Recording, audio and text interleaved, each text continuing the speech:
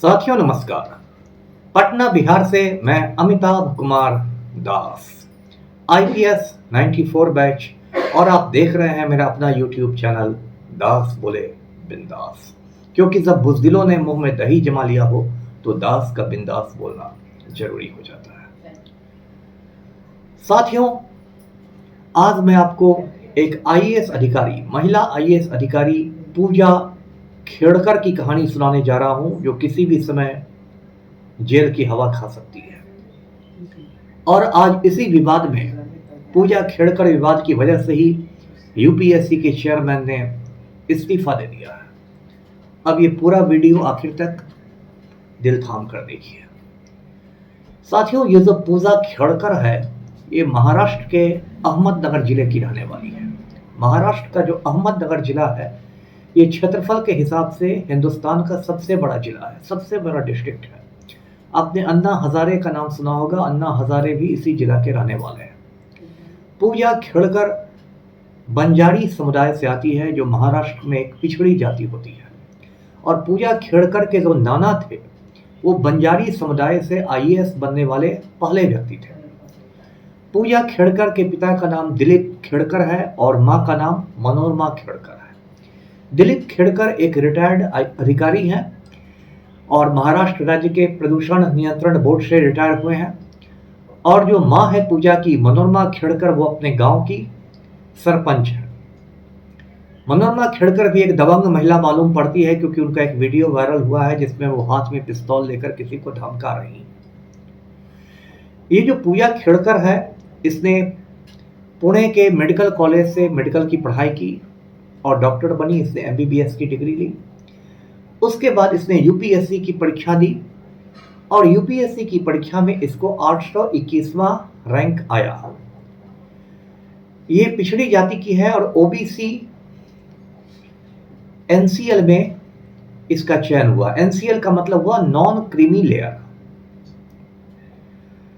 तो इस तरह से पूजा खेड़कर आईएएस बनी। उसके बाद इसने मसूरी में लाल बहादुर शास्त्री एकेडमी ज्वाइन किया। मसूरी आप जानते हैं खेल स्टेशन है उत्तराखंड में, जहां आईएएस अधिकारियों की ट्रेनिंग होती है। और पूजा खेड़कर को फील्ड ट्रेनिंग के लिए महाराष्ट्र में पुणे में भेजा गया। अब पुणे आते ही के साथ पूजा खेड़कर ने अपना रंग दिखाना शुरू किया। अभी ये लड़की ट्रेनिंग कर ही रही है और ट्रेनिंग के दौरान इसने एक ठेकेदार से एक ऑडी कार घूस में ले ली। बताइए, ऑडी कार एक महंगी कार होती है, वो इसने एक ठेकेदार से रिश्वत में कहते हैं ले ली। और ऑडी कार पर बाकायदा सायरन, वीआईपी लाइट सब कुछ लगा के घूमने लगी।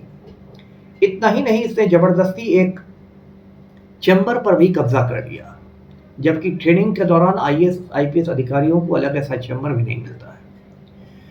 जब इसकी बदमाशियां बहुत बढ़ गई तो पुणे के जो जिलाधिकारी हैं, उन्होंने महाराष्ट्र सरकार से शिकायत कर दी पूजा खेड़कर की।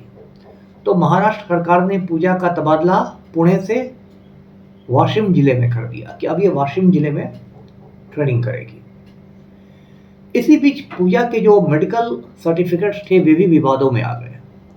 पूजा खेड़कर ने यूपीएससी में यह दावा किया था कि मैं 40% अंधेपन का शिकार हूं, यानी कि मेरी आंखों की रोशनी बहुत कम है।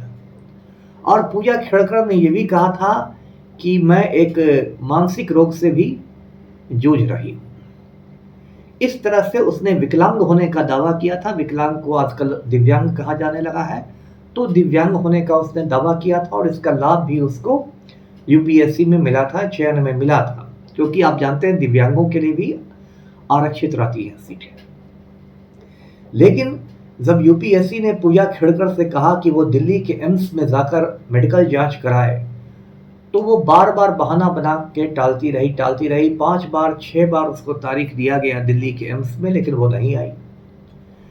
उसके बाद इसने क्या किया कि एक प्राइवेट हॉस्पिटल से, एक निजी अस्पताल से अपना ये सब मेडिकल चेकअप सब करवाया और उसके बाद उसकी रिपोर्ट यूपीएससी को सौंप दी।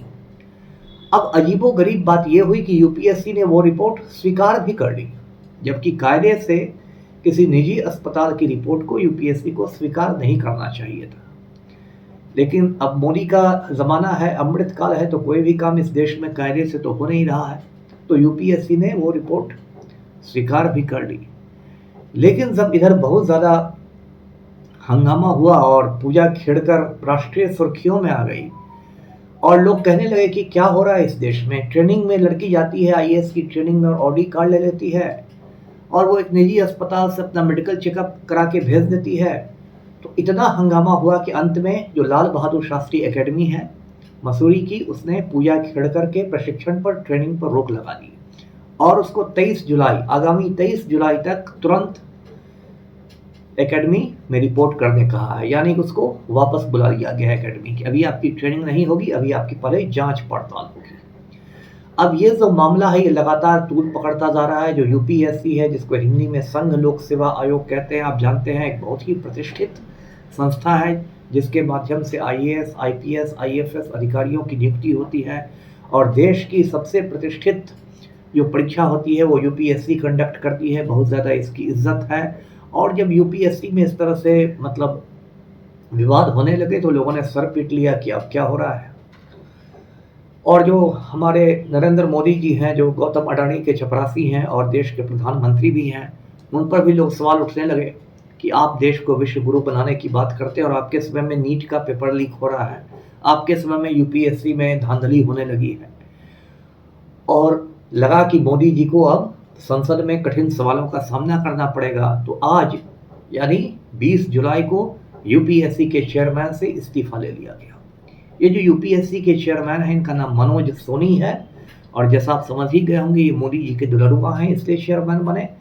और पहले भी गुजरात में कुछ विश्वविद्यालयों में कुलपति रह चुके हैं, वाइस चांसलर रह चुके हैं। अभी इनका कार्यकाल काफ़ी बचा हुआ था, लेकिन पूजा खेड़कर विवाद में एक तरह से नरेंद्र मोदी ने मनोज सोनी को बलि का बकरा बना दिया। ये मोदी जी की अदा है कि जब मामला बढ़ने लगे तो किसी को बलि का बकरा बना दो। जैसे कि नीट का पेपर लीक हुआ तो नीट में जो चेयरमैन थे वो भी एक आईएएस अधिकारी थे, उनको वहाँ से हटा दिया गया। तो साथियों, ये है पूजा खेड़कर की कहानी। इसी बीच खबर यह है कि पूजा खेड़कर पर यूपीएससी ने एफआईआर भी दर्ज करा दिया है, प्राथमिकी भी दर्ज करा दी है फर्जीवाड़ा वगैरह की। तो अब साथियों पूरी संभावना है, मैं गारंटी तो नहीं दे रहा, लेकिन पूरी संभावना है कि पूजा खेड़कर को आईएएस से बर्खास्त कर दिया जाएगा। ऐसे भी जब आप प्रशिक्षण करते रहते हैं तो आपकी बर्खास्तगी बहुत आसान होती है, क्योंकि उस समय आपकी सेवा की संपुष्टि भी नहीं हुई रहती है, आप प्रोबेशन पर रहते हैं और उस समय आपको आसानी से सेवा से हटाया जा सकता है। तो अभी तो उसकी सेवा संपुष्ट भी नहीं हुई है। यदि ये पता चल गया कि इसने फर्जीवाड़ा किया है, मेडिकल सर्टिफिकेट जाली दिए हैं, तो इसको हटा दिया जाएगा और साथ ही साथ बोनस में इसको जेल की हवा भी खानी पड़ सकती है। तो बचपन से ही हमने सुनते आए हैं कि लालच बुरी बला है, लेकिन पूजा खेड़कर को इतना लालच हो गया कि उसने बिल्कुल मतलब अति कर दी। और जब आप अति करते हैं तो आप जानते हैं कि अति में क्षति हो जाती है। तो पूजा खेड़कर को अब बहुत बड़ी क्षति होने वाली है। पूजा खेड़कर के बहाने ही बहुत सारे सवाल मोदी सरकार पर उठने लगे हैं कि मोदी जी इतना ढोल बजाते हैं कि अमृतकाल चल रहा है, ये अच्छे दिन आ रहे हैं, ये भारत विश्व गुरु बन रहा है, ये हो रहा है, वो हो रहा है। लेकिन मोदी ने पिछले 10 बरस में हिंदुस्तान का भट्ठा बैठा दिया है, बंटाधार कर दिया है। जो सेवाएं, जो परीक्षाएं कभी विवादों में नहीं घिरती थी, आज की तारीख में वो सेवाएं, वो परीक्षाएं भी विवादों में घिर रही है।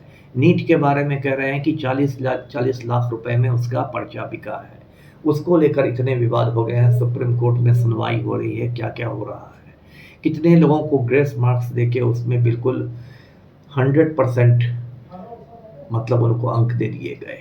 तो इस तरह से मोदी ने देश का बंटाधार किया है और ऐसी हालत में आम आदमी इस देश में कहाँ जाएगा। हर कोई तो पूजा खेड़कर के जैसे परिवार का होता नहीं है, वो पहले से ही आईएएस बनने से पहले से ही करोड़पति है, खानदानी करोड़पति है। तो साथियों, ये है पूजा खेड़कर की पूरी कहानी।